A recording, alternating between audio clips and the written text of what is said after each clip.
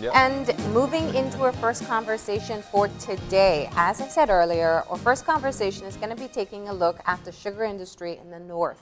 We're joined by representatives of B.S.I. ASR. We have VP of International Relations, McLachlan, and we have the Director of Finance, Shawn Chavarria. Good morning. Good morning. Good morning to you both, and good morning to your listeners. Well, Good morning. And thanks for having us.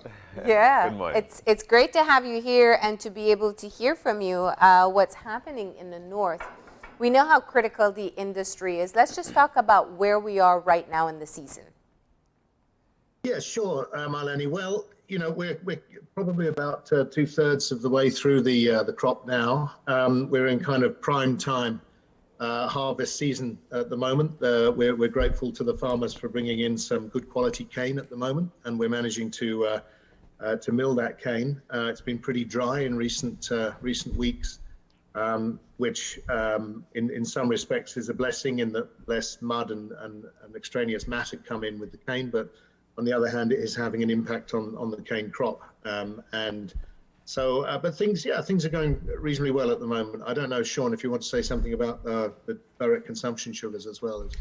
Yes, and we had updated the farmers this week. We had a crop progress meeting to give them an update on how milling has been proceeding. And that was one of the key highlights, that, you know, the mill has been doing well this past week, a couple of weeks. And it's really because of the improvement in cane quality. Mud levels are controlled. We're seeing an improvement in the pall, which is the amount of sucrose that's coming in the cane. So the mill is able to extract a lot more sugar.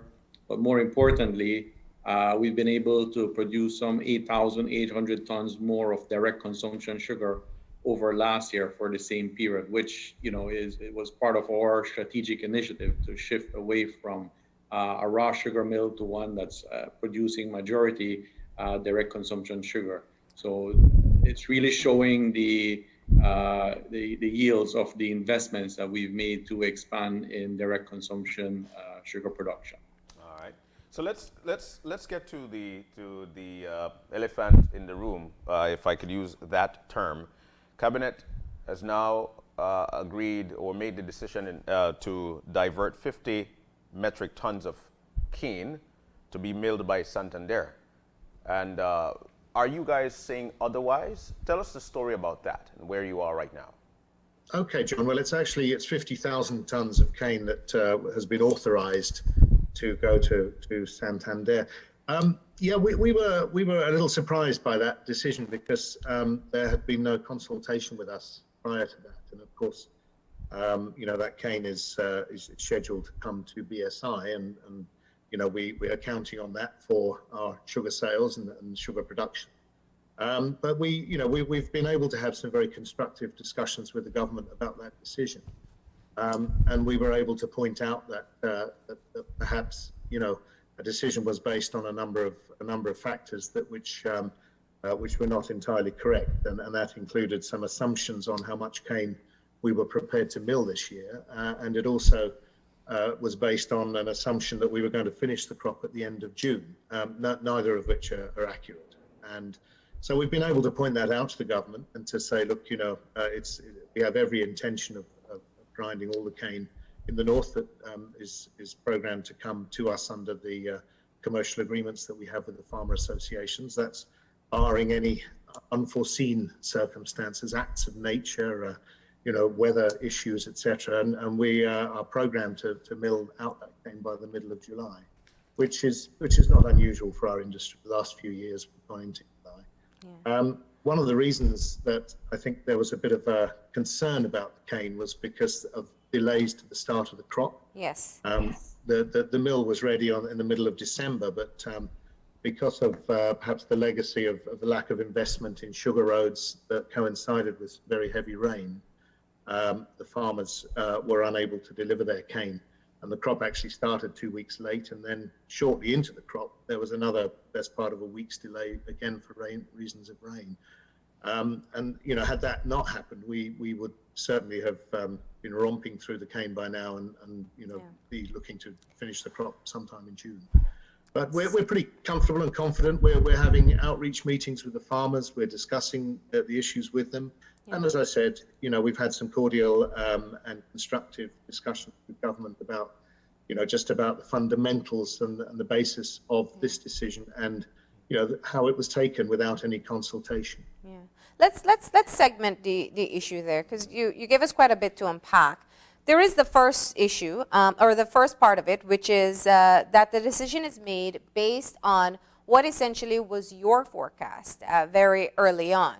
Let's talk about that. What was that forecast, and why is that being used as a marker to say that you perhaps will, or the farmers need to take their cane to another mill? Shawn, do you want to explain how the assumptions work? Yeah, certainly. And it's a good question, because that's one of the points that we sought to clarify with the government. Whenever the crop starts, B.S.I. needs to issue a cane price estimate. Mm-hmm. And so in that cane price estimate, it needs to make assumption on several variables. The key one is cane supply. What is the estimated cane supply to be delivered to the mill? And then from that, what is the expected quality? And you look at TCTS. Then we make assumptions on what sugar prices might be. So when we started the crop, when we issued the cane price estimate for the crop, we started with a cane supply estimate of cane to be delivered to the mill, right, of 1,035,000. When we issued a second estimate in February, a month after the crop start, that was increased to 1,060,000. And again, that number is not an indication of the maximum amount of cane that B.S.I. will mill. It's an estimate of the cane to be supplied and delivered from farmers. And as the crop progresses, we go about updating that estimate based on actual milling performance, actual deliveries of farmers are performing. And in fact, last week, we issued a third estimate, which increased again the estimate to 1.1 million tons. And that is very normal. That happens every year. The cane estimate goes improving as the conditions improve, as farmers deliver cane, and we're seeing that, all right, we're getting closer to the number that we're expecting. So, and it goes back to the comment from Mac. If there was any uncertainty on what that estimate is, then they could have reached out and we could have had a discussion with stakeholders to look at what yields have been to date, do perhaps a verification exercise of what is left to be delivered, and come up with the a decision by consensus. So let's use the historical track record here. How often are these estimates accurate? Are they usually underestimating or overestimating your actual milling capacity? No, I think the key point here is that figure that's put out as part of the cane price estimate is an assumption upon which you base the cane price estimate. Right. It's not supposed to be an indication of how much cane there is. It's a fact, and we've discussed it on your show before, Marlene and John, but every year the cane crop is overestimated by the SCPC, often by over 100,000 tons of cane. Mm-hmm. And there are a number of reasons for that. But we saw an estimate recently that CERDI had put out, in February, which was looking at a cane crop of somewhere between 1.14 and 1.2 million tons, and that sort of tallies with what we think is probably out there. And the reason I say that is because you will remember that we're coming off the back of a very, very severe drought here. Yes. Okay. When the original crop estimate was issued before the crop started by the SCPC at 1.24 million. Now, we knew that was probably an over-exaggeration, as it is every year. But in December, that was then increased to 1.3 million tons, which would mean that the crop had not only rebounded from the drought, but had exceeded what was ground the year before the drought, which was the bumper crop, you will recall. It was the biggest crop we ever had.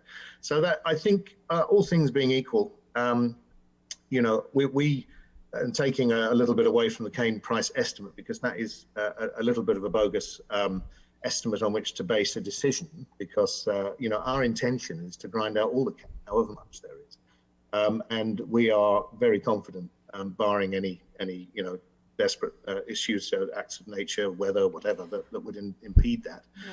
We're also more confident because weather forecasts at the moment, we're in a period that's known as La Nina phenomenon, which means it's likely to be drier through into the summer months. And that gives us a lot more comfort and confidence that we're not going to be hit by any of these unforeseen circumstances. That again gives us a lot of confidence that we will be able to mill out all the cane in the fields, which frankly we've got a very good track record on, and we've explained that to the government. That was the other point that I wanted to unpack, where you documented the delay in the start of the crop for several reasons, sugar roads and weather and whatnot. But it's also looking at some of the recent issues that we have seen in the past that have impacted the sugar production. You look at the severe droughts that we faced just 2 years ago, and of course we had extreme weather events like the floods we saw last year.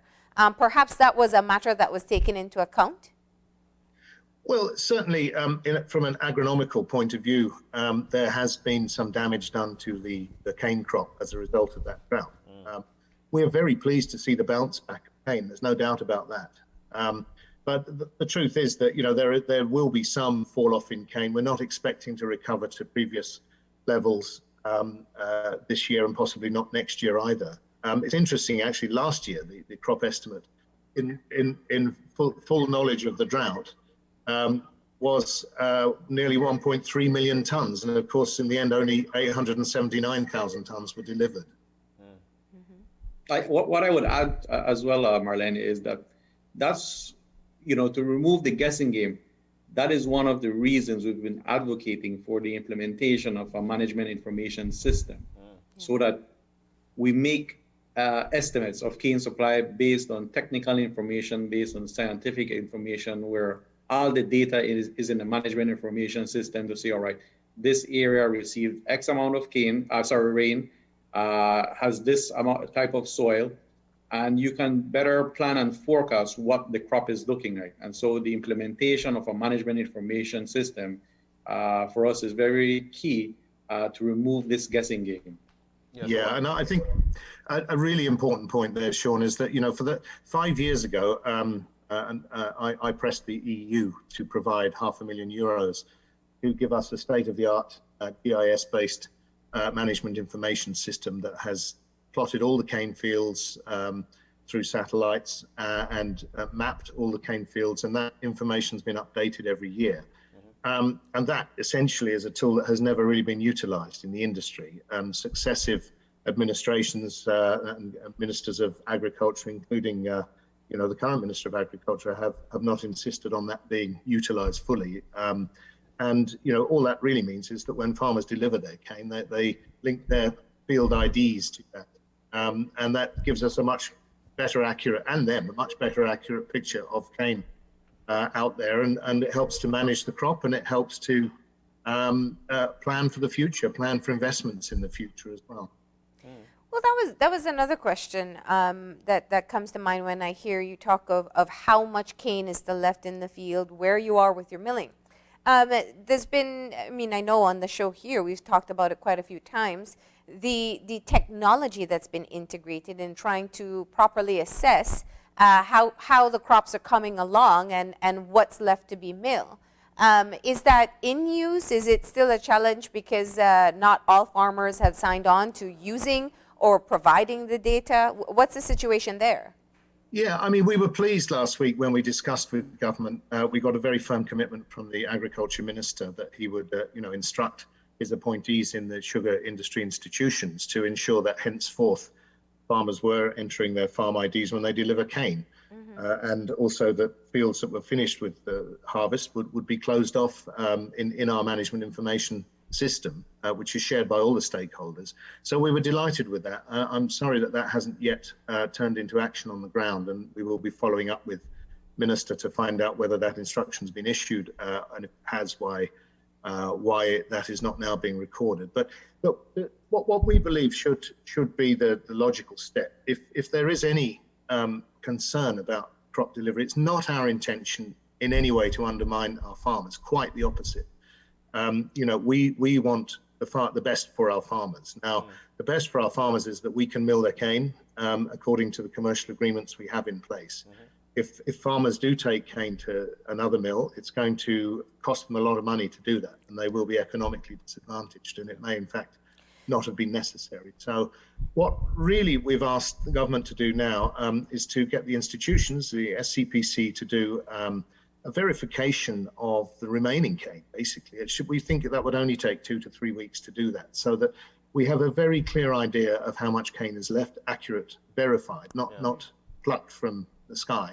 And that figure, we then look at that, and we would then, be the first ones to have a conversation with our farmer if we thought there was any risk to that cane. It's not our intention, never would be, to undermine our farmers. Yeah. So, I think really that's the process that should take place. What I hear from you, and what is very evident in your release, is that your concern was that there was no consultation made. Yeah. And in fact, you wanted the opportunity to perhaps allay fears and say, yes, we'll be able to mill all the cane that comes in during this particular season. Now, it's important for viewers, and as we move forward in the conversation, there are different stakeholders here. There are the farmers, there are the millers, and of course, this sector itself is such an important driver for an economy, and we don't have to get into how important that is. Mm-hmm. What is the impact if this 50,000 tons is taken out of the north into another mill on your production and the cost there? Well, we forward contract sugar sales and contracts based on what we believe the sugar we're going to make. So if suddenly a chunk of that cane is taken away, then obviously that will have an economic impact on B.S.I. And I would say that couldn't come at a worse time for us, because we appreciate that the farmers have been under stress and under duress due to the drought and those issues, but equally so as the sugar mill. And we as a company, and I'm sure that your viewers will have seen this over the years, we have not been shy to invest in Belize and in the northern sugar industry. I mean, we up to now have invested a total of around 325 million Belize dollars in the industry. And in all that time, I mean, I think some of your viewers will remember that in the past, B.S.I needed to be supported by government funding and things like that. We have never sought that at all. We've looked after that industry over this period of time. And as a key stakeholder in what happens economically to both our mill, but also to the farmers, I think it's absolutely essential in any dealings that involve a private company, a private sector company, that there's a mutual respect and B, adequate consultation and discussion about any issues that are going to have an impact on that business. And I say that in a slightly broader context, because we have heard the Minister of Agriculture talking about the need for reforms to the Sugar Act, which frankly is a very antiquated piece of legislation, and it had its foundations in the 1960s, colonial era, and at a time when I think government probably had a lot more economic interest in the sugar industry and in the mill, whereas now, of course, there isn't any really. And there's a great opportunity for progress having a Minister of Agriculture who knows the sector so well. Yes, I would agree entirely. And somebody who we have had an ongoing conversation with, I have personally, for the last 7 or 8 years. So absolutely. I mean, what's crucial, and one of the things I would highlight, we were interested to see the PUP manifesto before the election, which talked about empowering the agro-productive sector and it making a better investment climate for that sector. I mean, that's encouraging to people like ourselves who have been investing a lot in the business. But, in a sense, what we'd like to see moving forward, if decisions are being taken, and for example, there is going to be any amendments to the Sugar Act to make it more modern, more constitutional, I would say, then we would anticipate, to be very closely consulted in that process, because after all, we are a private business in Belize, and a private business that, demonstrated through our investments our commitment to the industry and the fact that we want to make it better. We want to make it, we have great aspirations to make Belize the sugar bowl of the CARICOM, and we're doing a lot of work in that direction. So, I think what we're saying is, look, let's work together. Let's not do things, top down, without consultation. I think it's very important, and I firmly believe that the government will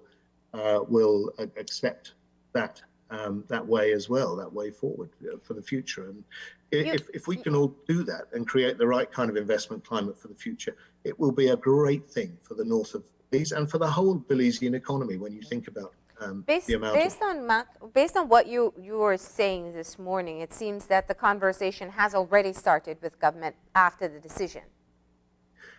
Yes, rather belatedly, yes. We've had some really constructive conversations with the Prime Minister and with the Minister of Agriculture and some other ministers.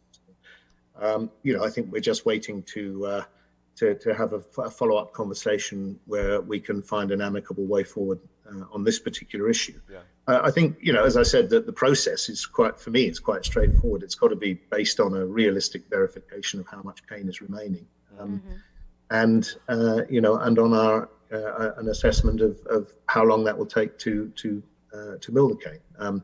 So, with the issue of the management, or the lack of the management information system, really is the root cause for this issue and this problem. And I do hope that as a silver lining from this particular issue, that will be a thing of the past, and we won't be sitting here in a year's time with conjecture over how much cane there is.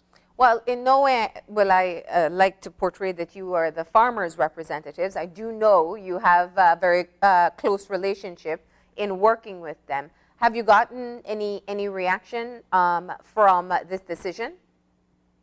Well, we had a crop progress meeting last week, and all the associations were there, so we were able to explain our position. I've, as you can see, written an open letter to all the cane farmers, and I'm pleased that we've had follow-up meetings with some of the associations, and yesterday I received an invitation or a request from B.S.I for a full meeting with them, which I'm delighted with. I mean, yes, this is a private business at the end of the day, both cane farmers and B.S.I, and we need to discuss things together in the first instance in order to ensure that we're moving forward in the right way. Yeah. So I'm delighted with those invitations for discussion. We will be following up with that immediately to ensure that we're all on the same page. And we do hope to eventually get you back to talk about that. But I also want to bring up another issue here, another elephant in the room, actually. Last drought in the north, especially with respect to the New River and what occurred there, all fingers actually pointed to B.S.I for that, and that was primarily.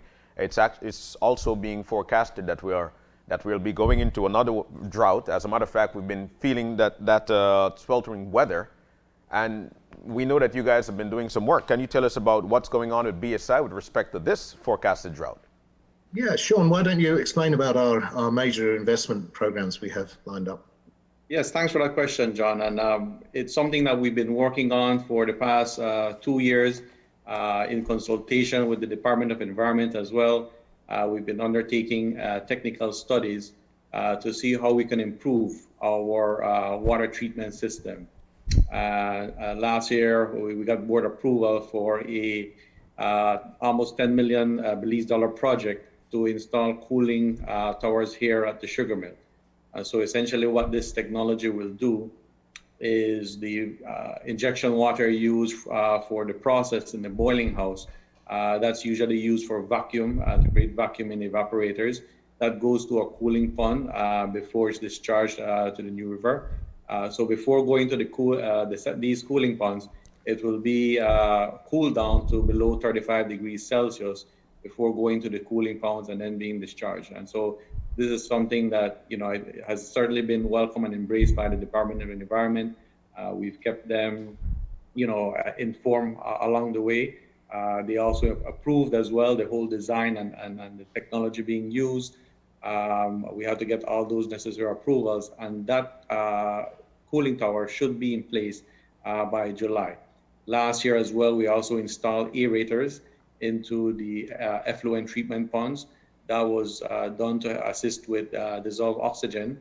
And again, that was something that was done in consultation and given the green light by the Department of Environment to implement here.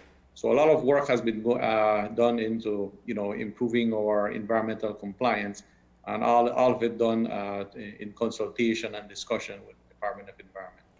Now, as the stagnation of the New River starts to show the effects of its ill health, once again the community is concerned about the actions of B.S.I and your interactions with the environment. What's been the status of the communication with the New River Task Force, DOE? I hear your plans for July, but what's happening during this time?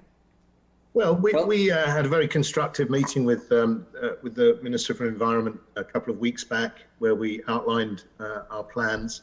I think just we have to recognise, and equally we attended a meeting last week of the Friends of the New River, and I think everyone involved in wishing for a more healthy river, as we certainly are, recognise there are multiple reasons and issues behind what's happening to the river. I mean, it is very natural to point at big industries along the river. I mean, I can understand that, but we take our responsibilities, our environmental responsibilities. Our action governed by an environmental compliance plan. That we meet those, and that's why we're making the kind of investments we are to ensure that certainly from a point of cooling water that going back into the river, that we will be meeting all those requirements.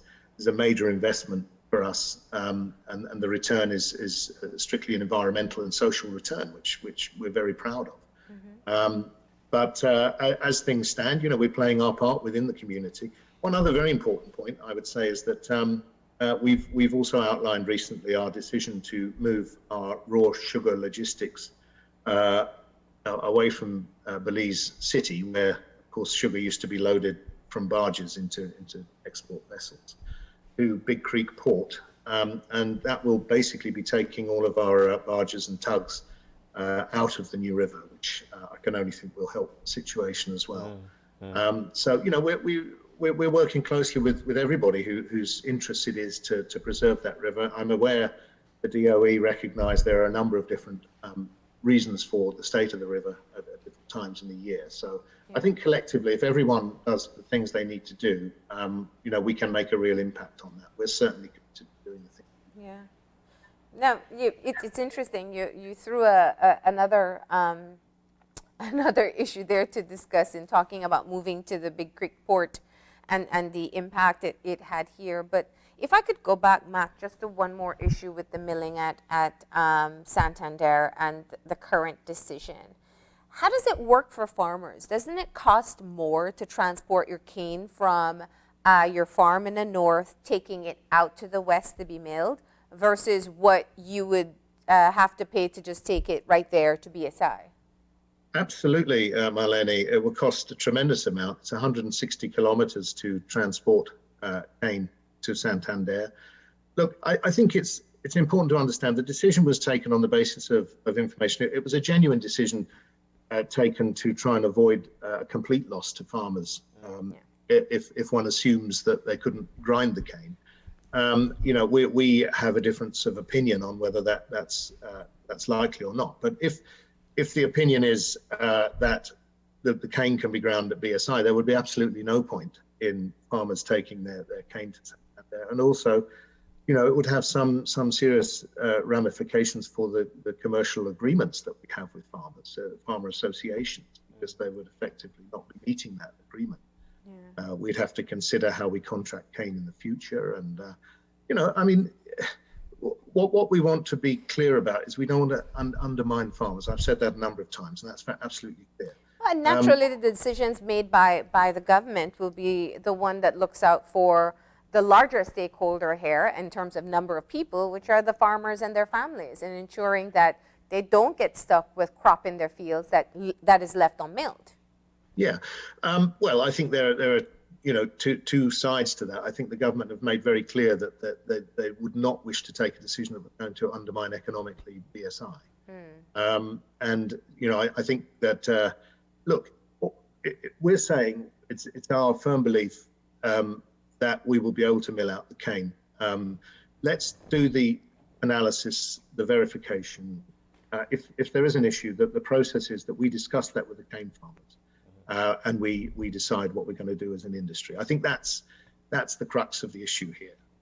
So we'll looking forward to a follow-up conversation with the government and see what comes out of that, because I'm very well aware that decisions were made for the best reasons, but it's a matter of what is the best course of action to take. And it's short-term versus long-term. How does this impact if it proceeds? Because from what I'm hearing from you very clearly is that the decision was made, you reached out to government, and you're now in conversation, hoping they can do an assessment of how much is left to be milled, look at your capacity, and then move forward. Am I understanding you correctly? That's how I understand the situation. Okay. At the moment. So the question is, let's say farmers start taking their crop to the Western mill, to Santander. How does that impact the payout for them? Because there is an agreement made before the crop season. They collect before, they collect in the end. How does that impact that arrangement? Well, I mean, it's nothing to do with us what Santander would be prepared to pay for cane. No, I mean for you and your relationship with the farmers. For our relationship, I mean, that would be a clear breach of the commercial agreement that we have with whichever association the farmers associated with that, taking cane elsewhere. And people have said, does that mean that you're saying that farmers have to bring the cane to you? The issue is, for any sugar industry, and we of course own a mill in Mexico where there are 54 sugar mills. The process is you contract cane with cane farmers. Yeah. And that cane's delivered to the mill. Now they're at perfect liberty to contract with another mill. That's not a problem. But for the time being, that cane under the commercial agreements is contracted with B.S.I. So last thing we want to do is escalate a situation that, in my opinion, doesn't need to be escalated.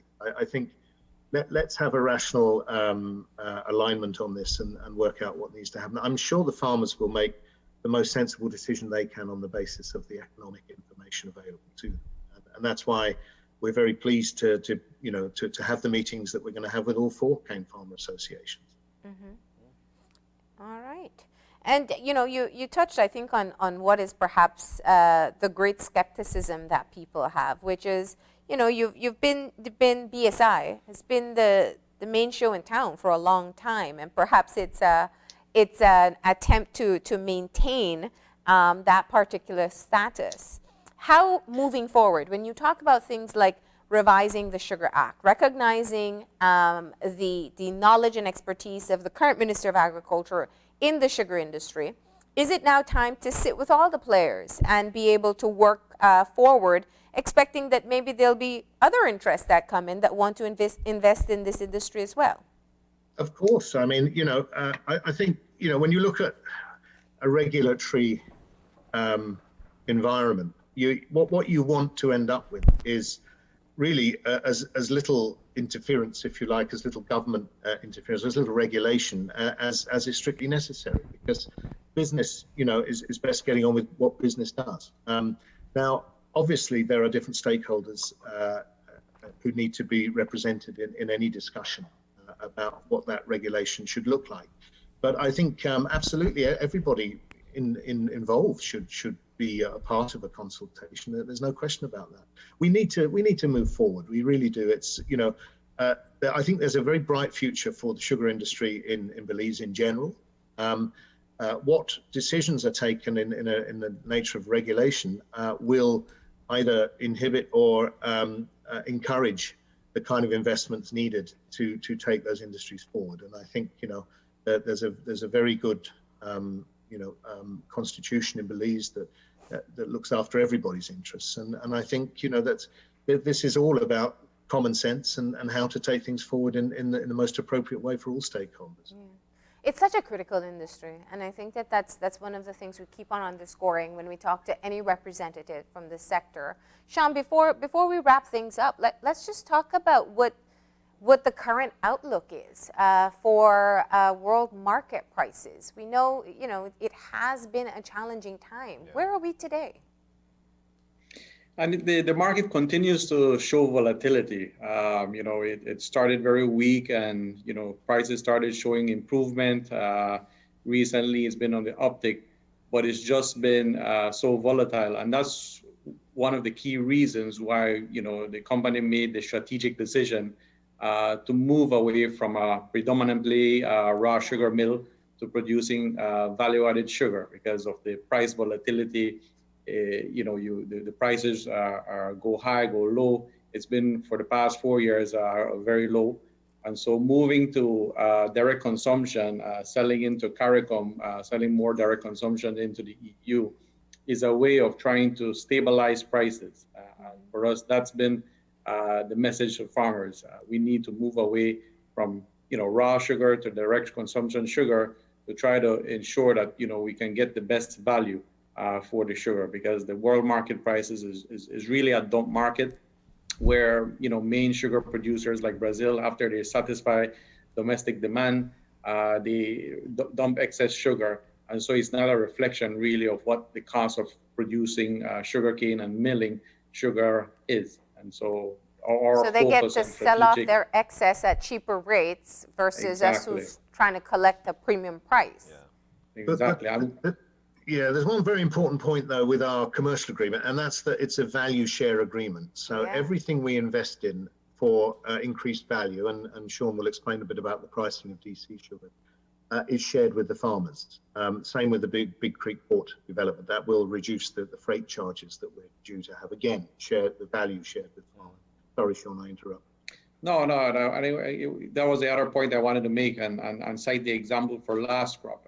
Last crop, we demonstrated to farmers that by producing, I think it was just over 16,000 tons of direct consumption sugar, which was sold into the European market, farmers received for the 2020 crop a price or an improvement over what would have been the cane price of $3.27 per ton of cane.